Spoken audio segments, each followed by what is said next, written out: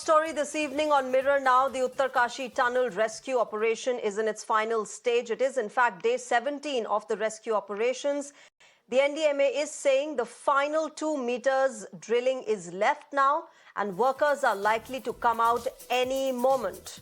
Medical teams are on standby. We have been getting you visuals from the tunnel site where ambulances and medical teams and equipments are on standby for the 41 workers to come out. Doctors have entered inside the tunnel. A green corridor is ready for them, for all the 41 trapped workers to be taken out. They will be taken out in ambulances. Remember, these are visuals from the Uttarkashi rescue operation site. 41 ambulances are on standby as we speak, and as the nation awaits the 41 trapped men to come out with bated breath. A billion prayers there for the last 17 days.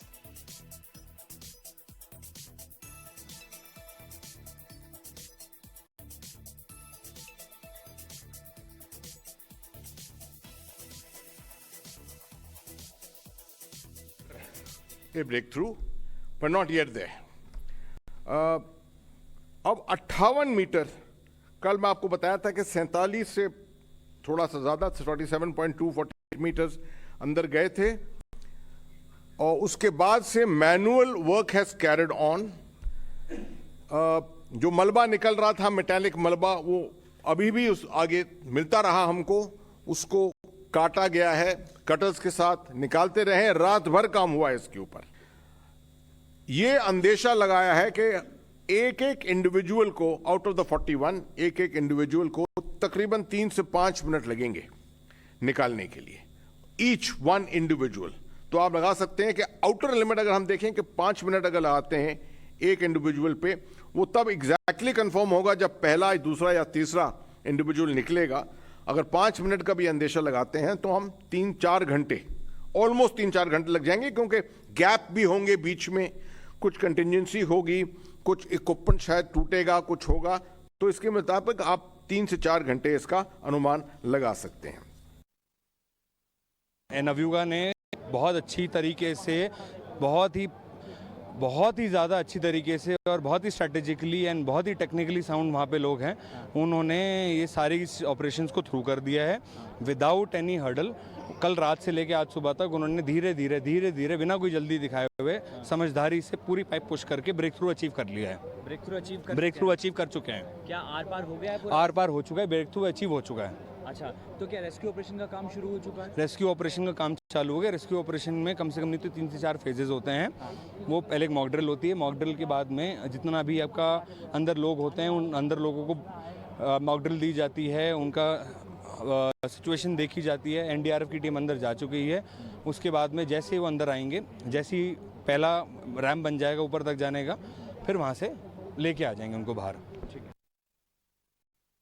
कहाँ के रहने वाले हैं आप? झारखंड के. झारखंड के. तो यहाँ से उनको ले जाने की क्या कुछ तैयारी है आप लोगों की? कैसे वो सब तो अभी जब डॉक्टर खाना से निकलेगा तो अभी होगा कुछ. आज बात हुई उनसे आपकी? आज नहीं हुई. कब हुई थी आखिरी बात? कल परसों हो रहा है बात. कल परसों. क्या कुछ बताया उन्होंने? कैसे हैं वो? कैसी तबीयत है? वो तो अभी तो बता रहा है कि ठीक है, लेकिन हम लोग को तो दिखाई नहीं दे रहा है ना. ठीक है कि बुरा है, क्या पता. तो खुशी है, तो निकालने के बाद तो फिर और खुशी होगा. कभी उम्मीद आपने हारा था कि नहीं निकल पाएंगे? ये उम्मीद हरदम कायम था कि वो निकलेंगे? हाँ जी. कपड़े वगैरह आपने पैक कर लिए? जी, पैक कर लिए. तो अब आप लोग साथ लेके जाओगे अस्पताल तक? हाँ, अस्पताल तक, फिर अस्पताल से घर साथ. वो भी एक बार आपको दिखा दूं. यहाँ पर दाईं ओर आपको बिलाल दिखाएंगे कि पूरी तरह से व्हाइट कवर जो है उससे इस पूरे अस्पताल को ढका गया. और ये तैयारी सिर्फ यहाँ पर नहीं की गई है. सुशांत जी, बिलाल इधर आइए जरा. ये जो सुशांत जी, ये पूरे अस्पताल का जो पीछे का एरिया है वो भी मैं आपको जरा दिखाना चाहूंगी. जल्दी से मैं दिखा दूंगी. ये पूरा का पूरा जो एरिया है उसको कवर कर दिया गया. आईटीबीपी के जवान मौजूद हैं, पुलिसकर्मी मौजूद हैं. इसी तरफ सुशांत जी, ये जो आप देख पाएंगे, इसी तरफ वो पूरा का पूरा केंद्र जो है वो यहाँ बनाया गया है, जहाँ 41 बेड पूरी तरह तैयार कर दिए गए हैं. पीछे का रास्ता यहाँ पर जाता है, पीछे का जो गेट है वो बैक गेट यहाँ पर पड़ता है, और यहाँ से ये पूरी तैयारी मुकम्मल की गई. और जिस तरह आप बता रहे थे कि चिनुक को भी देखिए, चिनुक को स्टैंड बाय पर रखा गया है. वहां पर वो चिनुक जो हैवी मशीनरीज लेकर जाता है, बख्तरबंद गाड़ियां यहां से लेकर जिसका इस्तेमाल किया जाता है, सेना के ऑपरेशंस में उसका इस्तेमाल होता है, 10 टन तक वजन वो ढो सकता है, उसको यहाँ पर रखा गया है क्योंकि ऊंचाई वाले एरिया में उसका इस्तेमाल बेहतर तरीके से किया जा सकता है, एक जगह से दूसरी जगह पहुंच पाएगा, मदद कर पाएगा, और इसी वजह से उसको स्टैंड बाय पर रखा गया है। सुशांत जी, ये पूरा का पूरा स्वास्थ्य केंद्र आप देख सकते हैं छावनी में तब्दील किया हुआ है, ताकि जब ये मजदूर बाहर आएंगे 72 घंटों तक इनको रखा जाएगा यहाँ पर ऑब्जर्वेशन में, तो किसी तरह से कोई मुलाकात ना हो, किसी तरह की बातचीत उनसे ना की जाए। देखिए, क्योंकि मानसिक स्थिति जो है सुशांत जी वो बहुत अलग हो सकती है, एकदम से 17 दिन बाहर जब यहाँ पर आएंगे।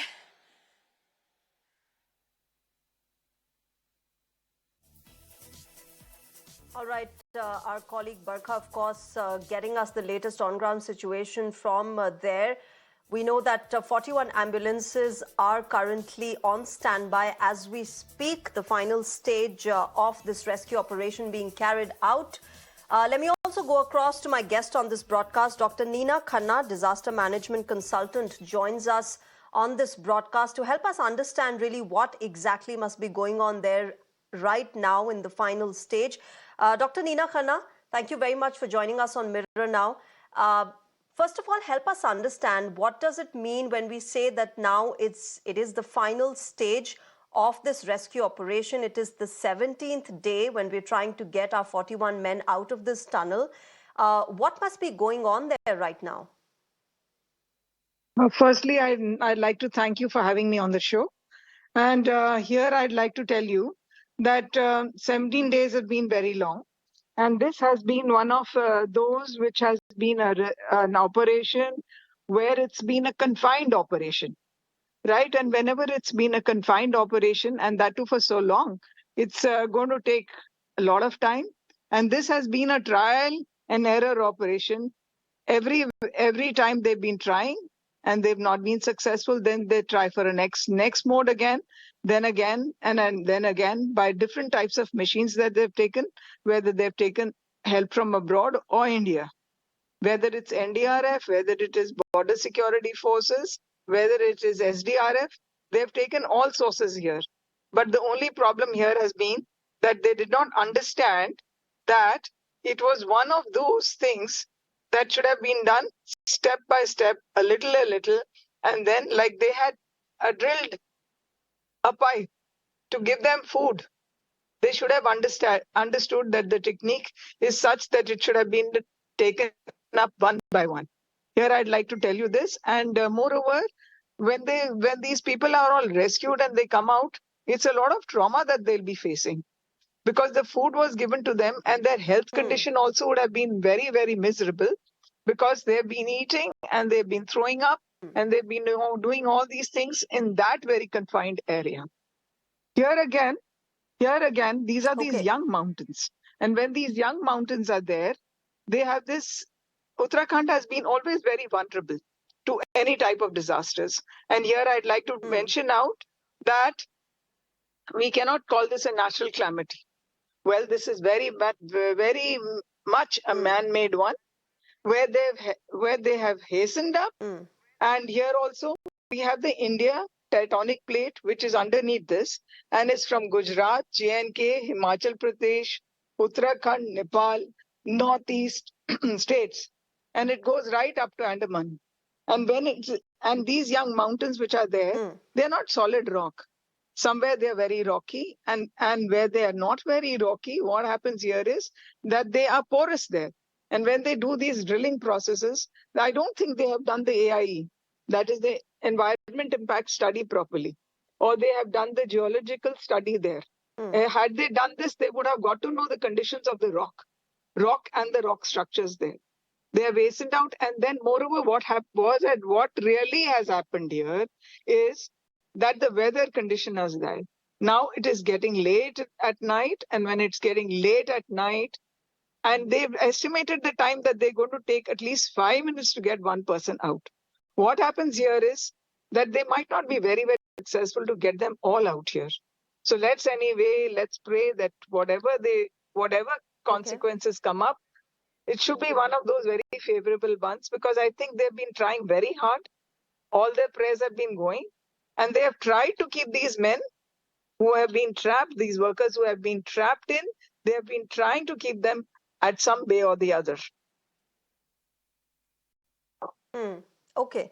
Okay. Let me also welcome Dr. Harish Shetty, who's a psychiatrist on this broadcast. Dr. Shetty, namaskar. Good evening. Thank you very much for joining us on Mirror Now. Dr. Neena Khanna mentioned a very important point and something that we all have been extremely concerned about, that the trauma that these workers must have gone through all of these days. Today is the 17th day. Their mental health, of course, must be extremely disturbed. They're in a confined area.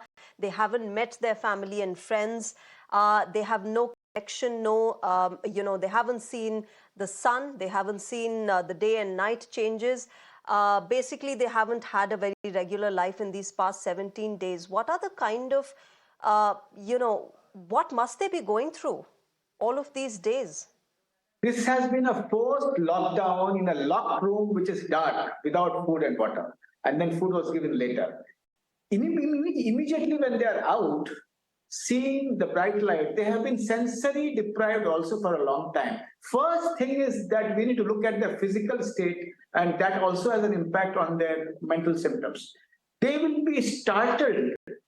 They will feel extremely anxious. They may have not slept for a long time. They might throw different behaviors which may not be appropriate. So they need to be in a safe place where compassionate members of the rescue team and one relative from every family should be attending to them. At the same time, they'll get a lot of nightmares. There'll be a lot of horror and fear. And even if they express that openly without any inhibition, that should be accepted as normal for some time. This is an acute phase of a disaster, and as the disaster progresses, their sleep would be affected, their appetite would be affected, and they would be scared of seeing people outside. So there could be so many other symptoms. Along with that, they might, if they have not slept, they need to be put to sleep for some time, and slowly and steadily allow them to express whatever they feel like, allowing them to ventilate as they feel, because it will be very difficult for us to predict who will share what. And they might share the same things again and again as they come out of the shock. And if they share the same things again and again, we need to listen with respect and compassion without making any fun and without fussing each other. And slowly, as they feel slowly better, they get slowly better. Maybe it will take a long time. They'll have a lot of memories, intrusive memories that come again and again of the entire dark room where they stayed, or the dark tunnel where they stayed. Along with that intrusive memories, they might experience hypervigilance and hyperarousal, because any sound they would hear, they would feel as if the tunnel is getting locked now. And they might have flashbacks also, which means they might feel that in the hospital it's happening again, and they will be locked again. So all these symptoms, as they experience, should be slowly allowed. They should be allowed to experience. And if they do not sleep at all, they need to be given some medications, the hemoglobin, their nutrition, they could be dehydrated. So a team of psychologists, counselors, physicians, and a mental health professional, probably a psychiatrist, would be necessary at that point of time. Remember, Shreya, what happens in any disaster is the state or the government believes that compensation can solve everything. Compensation cannot solve grief. Compensation cannot solve pain and trauma all the time. This mental health intervention is the right of every victim. And this mental intervention should be continued as long as it is necessary, free of cost, with the best doctors, with the best psychologists. And that is also very, very important. After some time, they might, as they get slowly better, the nightmares might not go away. There could be existential change. That is, what is the point in living? It's good to die. They might also have something known as anhedonia. That is, they may not experience sadness or joy. So the mental intervention should go across time, as long as every individual needs it, till the time they recover well, and they recover to a large extent, and not leave them after 3 months or 4 months. Dr. Shetty, you made some pertinent points and extremely important ones. And I think as somebody from the media fraternity, I would also like to say that as media also, we should be quite refrain. We shouldn't hound them with questions and reactions as soon as they come out. And I don't think they will be allowed either.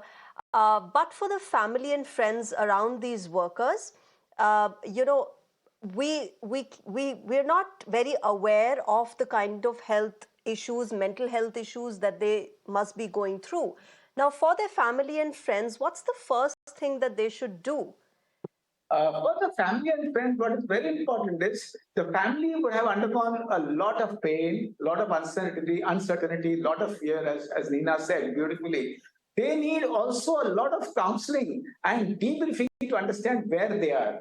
And that's number one. So education about what could have happened to their close family members, helping them also ventilate, also grieve at the long wait which they've had, and helping them to bring down their anxiety. Once that is done, what is very important to do is giving them do's and don'ts of how to behave with the relative, with their loved ones, which means, number one, never say nothing is wrong with you, everything will be all right. Never say that since we are there, things will return to normal immediately. Never say get back to work. We'll forget everything what has happened. Work will solve all the problems. Number four, let's go to God. Of course, we should go to God and pray to God and thank God for all what has happened. But God alone cannot help them recover. Number five, do not allow curious relatives who are pseudo journalists or who are self-appointed journalists to be over curious and to ask them day by day, day to day, moment to moment what happened to them. No curious investigation. Families should be trained to say that we are there for you.